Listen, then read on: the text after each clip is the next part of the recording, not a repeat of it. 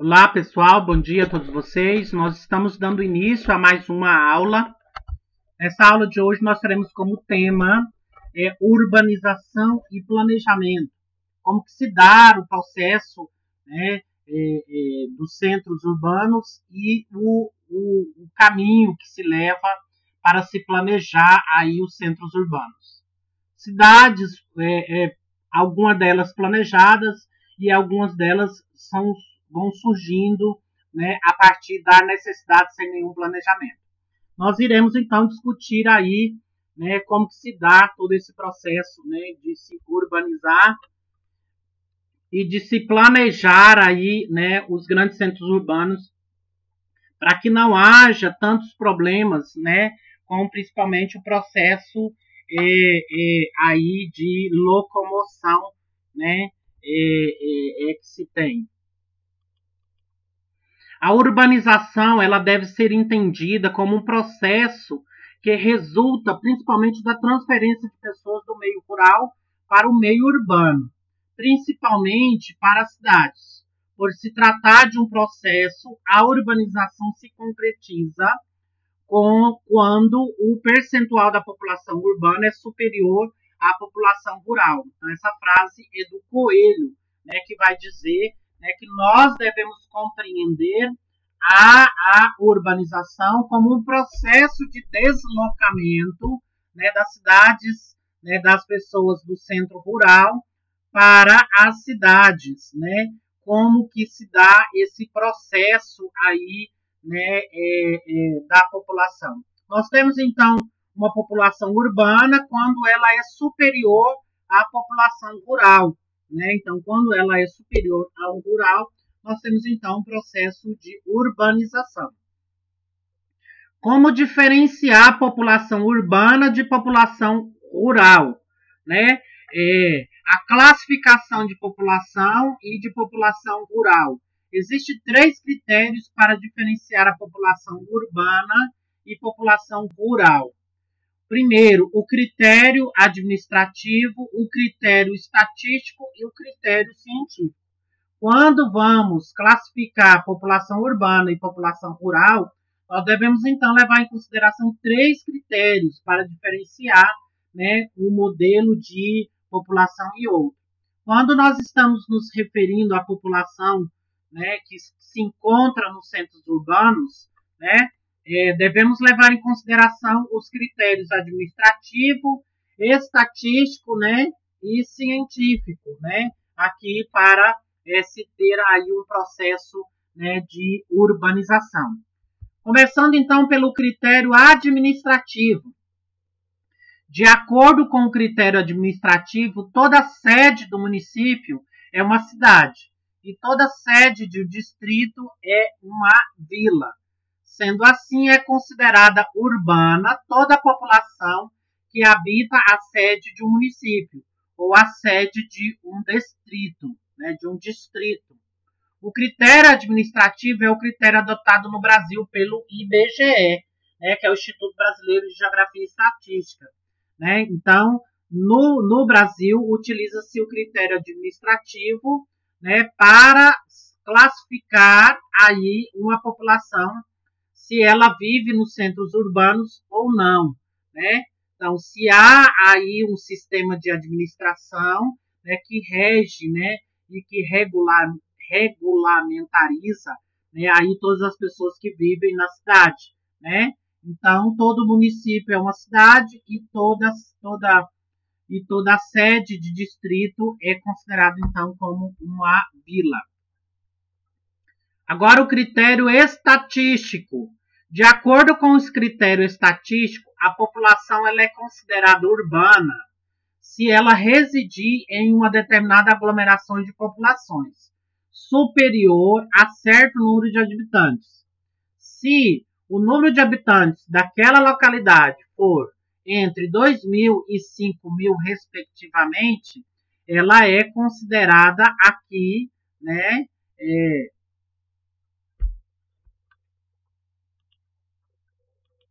ela é considerada então urbana, né? Se nós temos então uma quantidade de população superior a 2.000 e 5.000, nós temos então aí, né, o critério estatístico de cidade.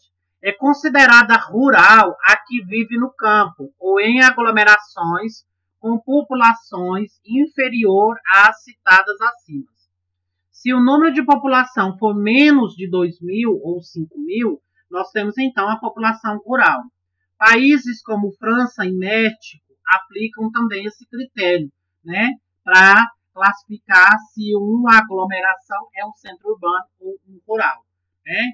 Então, o critério estatístico é: se variar entre 2.000 e 5.000, ou seja, acima de 2.000 e 5.000, nós temos então uma aglomeração urbana. Se tiver um número menor do que isso, nós temos então uma população rural.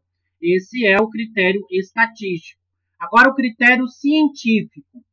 Para o geógrafo, o critério administrativo e o critério estatístico são falhos e considera urbana apenas a população que habita aglomerações, em que a maioria da população ativa radicada nela exerce atividades econômicas, secundárias e terciárias, sendo considerada rural, aquela em que a maioria da população exerce atividades primárias.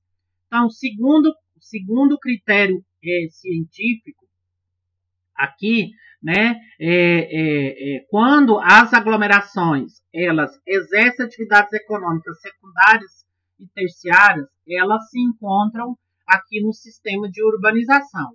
Aquelas que exercem atividades primárias, né, a sua maioria, né, da população ativa, ela é considerada, então, como uma população rural, né, uma população que está na zona rural. Qual o primeiro país do mundo a se urbanizar? A Inglaterra foi o primeiro país do mundo a se urbanizar. Em 1850, mais de 50% de sua população já era urbana.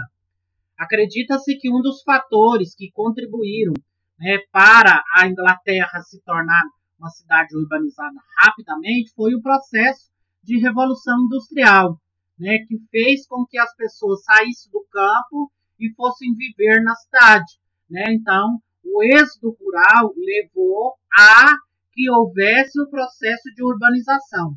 No caso, a Inglaterra, porque foi ali, né, que começou o processo de revolução industrial. Então, por isso que a Inglaterra foi o primeiro país do mundo a se urbanizar. A urbanização ocorreu da mesma forma e ao mesmo tempo nos países desenvolvidos e nos países subdesenvolvidos?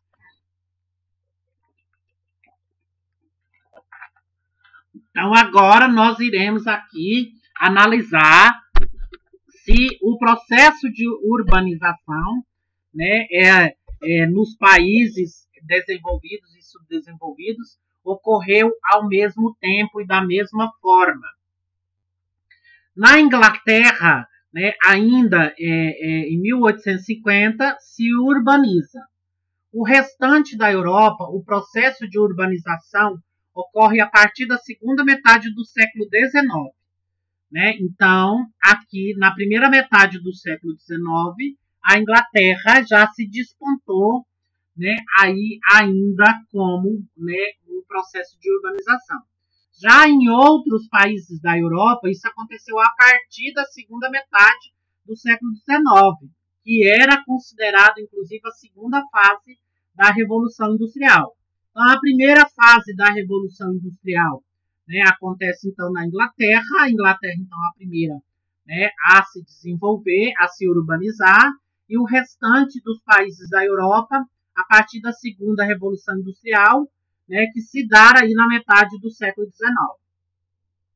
Já nos países subdesenvolvidos, a explosão da urbanização é um fato mais recente, tendo ocorrido rapidamente a partir do século XX. Então, já nos países subdesenvolvidos, né, esse crescimento urbano ele é mais recente, né, ele se dá, né, a partir do século XX, né, aí, né, inclusive, a partir dos anos 60, né, que nós vamos ter, então, essa explosão no processo de urbanização. Fatores que impulsionaram a urbanização. Primeiro, a modernização da agricultura, no final do século XVIII. Né? A mecanização, né, do campo, a introdução de novas tecnologias no campo, né? Mecanização e introdução de novas tecnologias, que inclusive ficou conhecida como Revolução Agrícola. Causou aí, então, o aumento da produtividade rural e diminuiu com isso, então, a necessidade da mão de obra.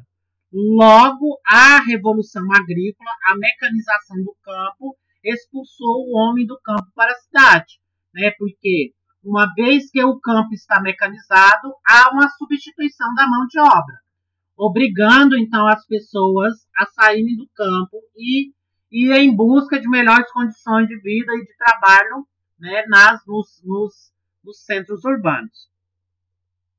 O desenvolvimento da manufatura e o início da primeira revolução industrial também foi um fator que impulsionou aqui a urbanização. Neste momento, as cidades foram se tornando áreas de atração para uma grande massa de trabalhadores, que havia sido expulsos do meio rural. Né? Então, há aí, né, o crescimento das cidades, né, que foi se tornando aí, né, um centro de atração para os trabalhadores, que havia, inclusive, sido expulso, né, aqui do campo por causa do processo da Revolução Agrícola. O crescimento urbano no mundo. Como que se deu o crescimento das cidades, né, com relação, né, aos centros urbanos mundiais. Em 1900, existia no mundo 16 cidades com população superior a 1 milhão de habitantes. Dentre elas, somente duas, Pequim e Calcutá, que situavam-se em países periféricos. Já em 1950, havia no mundo 20 cidades com população superior a 2,5 milhões de habitantes. Dentre elas, nós podemos citar 6. Xangai, Buenos Aires, Calcutá, Bombaim, Cidade do México, Rio de Janeiro. Pertencia, inclusive, a países subdesenvolvidos. Essas cidades que eu acabei de citar para vocês, né, pertencia aí aos países subdesenvolvidos. Em 2000, gente, praticamente metade da população vivia nas cidades. Há provisões para o ano de 2015, são de que 36 cidades com mais de 8 milhões já estariam habitando, né, os centros urbanos. Somente 4 pertencerão a esse grupo de países desenvolvidos ou países centrais, como é o caso de Nova York, Los Angeles, Tóquio e Osaka. Agora, as características do processo de urbanização no Brasil, né? Como é caracterizado a urbanização, né, no território brasileiro, nas cidades brasileiras. Então, o processo de urbanização no Brasil, ele foi marcado pela formação de algumas grandes cidades, que concentram parcela expressiva das riquezas e também da população brasileira. Ocorreu com o expressivo crescimento de atividades terciárias, incluindo a do setor formal e a do setor informal da economia. Ocorreu em ritmo acelerado, principalmente entre as décadas de 50 e 90, geralmente de forma não planejada. Com a grande maioria das cidades, né, brasileiras, né, esse processo de aceleração do crescimento urbano, ele se deu aí entre as décadas de 50 e 90 e foi de forma não planejada. Então, grande parte das cidades urbanas brasileiras, elas cresceu seguindo nenhum planejamento prévio, né? Que é, inclusive, então, um dos maiores problemas enfrentados pelas cidades brasileiras, né? Por causa aí do não planejamento, né, dos centros urbanos. Por isso, então, que apresenta padrão periférico de crescimento, né? Esses estados brasileiros apresentam, então, um padrão periférico de crescimento, com a formação de amplas manchas urbanas e a população de baixa renda, sendo empurrada para as áreas mais distantes do centro das cidades. Então, essa é uma das realidades, né, das cidades brasileiras. Não planejada, sem infraestrutura, baixa renda e são empurradas a viver, né, longe dos centros urbanos, desprovidas aí até mesmo, né, de benefícios, né, aí do próprio governo. Mas o que é cidade? Nós temos então aqui alguns conceitos, né, do que é cidade. O Fiorillo, em 2001, diz que o vocábulo urbano do latim urbus, urbis, significa cidade, e por extensão, os habitantes dessa. Lucy diz que a cidade é a mais espetacular forma de transformação do espaço geográfico realizado pelos seres humanos. Já o Clark diz que cidade é uma unidade de análise consistindo em um conjunto de edifícios, atividades e população conjuntamente reunidos, né, aqui num espaço. A cidade é um alojamento de pessoas? Que tipo de cidade nós queremos e merecemos ter? Com mais da metade da população habitando as cidades, vivendo urbes, é comum observar o caos urbano. Então, devido à grande quantidade de população habitando, né, e vivendo, né, em um único espaço, né, pode-se observar uma série de necessidades, né, aqui para essa população, que é a falta de infraestrutura, falta de moradia, de lazer, falta de trabalho, falta de planejamento que possibilite aos seus moradores, né, condições básicas de sobrevivência.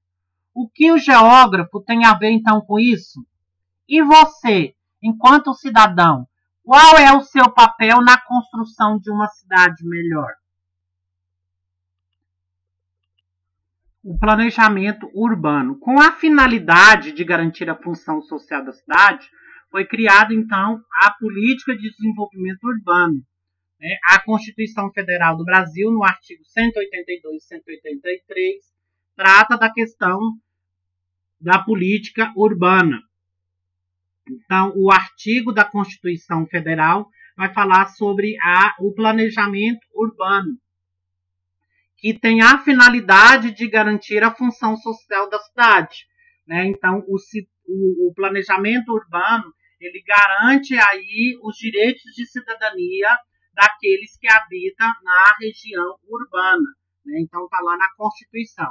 A Constituição Federal, nos artigos 182 e 183, trata-se a questão da política da urbanização. No artigo 182 diz o seguinte: a política de desenvolvimento urbano executada pelo poder público municipal, conforme diretrizes gerais fixadas em lei, tem por objetivo ordenar o pleno desenvolvimento das funções sociais da cidade e garantir o bem-estar dos seus habitantes. O inciso 1. O plano diretor aprovado pela Câmara Municipal, obrigatório para cidades com mais de 20 mil habitantes. É instrumento básico da população de desenvolvimento e expansão urbana. A propriedade urbana cumpre sua função social quando atende às exigências fundamentais de ordenação da cidade expressa no plano diretor. O artigo 83 diz o seguinte: aquele que possuir como área urbana de até 250 metros quadrados por 5 anos ininterruptamente e sem oposição, utilizando-a para a sua moradia ou da sua família, adquirir-lhe-á o domínio desde que não seja proprietário de outro móvel urbano ou rural. Então, a Constituição Federal, ela vai tratando aí, de questões que vai dando dignidade, ao homem, que vive nos centros urbanos. Quanto à função social da cidade, uma cidade, ela só cumpre a sua função social, gente, quando ela garante moradia, quando ela garante circulação, quando ela garante lazer e quando ela garante trabalho. Quando ela não oferece, nenhum desses 4 princípios que eu acabei de dizer para vocês, aquela cidade, aquele centro urbano não está cumprindo com o seu papel, com a sua função social. Ela não está garantindo aí aos habitantes, né, das cidades, né, aqui a sua função social, né, que é o de garantir moradia, né, o de garantir circulação através do transporte público, oferecer lazer e oferecer trabalho. Aqui nós temos, então, alguns modelos de moradia, né, desde as moradias mais simples até as moradias mais requintadas e planejadas. Aqui o sistema de circulação, né, que é o que garante o ir e vir dentro dos centros urbanos. Aqui o lazer, né, que os centros urbanos têm que oferecer condições de lazer, por isso que todo setor, né, que é aberto, todo loteamento que é aberto, tem que ter áreas públicas destinadas a praças, né, como ambientes de lazer, e o trabalho, né, as cidades, os centros urbanos têm que oferecer condições de trabalho, né, aí para aqueles moradores. Com a finalidade de regulamentar o artigo 182 e 183 da Constituição Federal e estabelecer diretrizes gerais da política urbana, foi aprovado em 10 de julho de 2001 a lei denominada de Estatuto da Cidade, para que pudesse garantir aqueles princípios que eu disse para vocês, de moradia, de circulação, de lazer e de trabalho, né? Então, o Estatuto da Cidade, ele tem que garantir a função social, né?